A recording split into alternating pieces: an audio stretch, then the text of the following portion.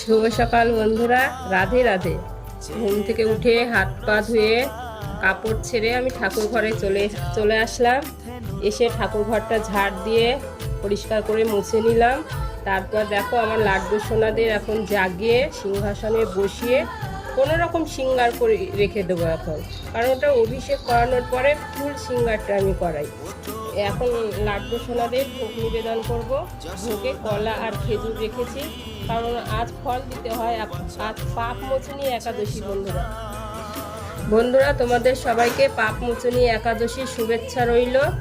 আর আমাকে অনেকে বলে লাড্ডু সোনাকে অত ভোরে জাগাও কেন, কারণ আমার মনে হয় লাড্ডু সোনা অনেকে ভাই বা এটা সেটা মানে, কিন্তু আমি ভাই বাবা এটা বলতে পারবো না, কারণ আমি ভগবান, তো ভগবান হিসেবে আমি লাড্ডু সোনাকে দেখি। তাই আমি কাউরি কথা শুনি না, আমি ওই ভোরেই জাগিয়ে দিই। হঠাৎ কোনো দিন ব্যতিক্রম কোনো রকম শরীর অসুস্থ হয়, তারপরে যদি যা হয় সেটা পরের কথা, কিন্তু আমার শরীর সুস্থ অবস্থায় আমি লাড্ডু সোনাকে ভোরে জাগিয়ে ভোগ নিবেদন করে দিই সকালেরটা। এটাই আমার সকালের রুটিন। এই নিয়ে তোমাদের মতামত জানিও, ভালো লাগলে পাশে থেকো। রাধে রাধে বন্ধুরা।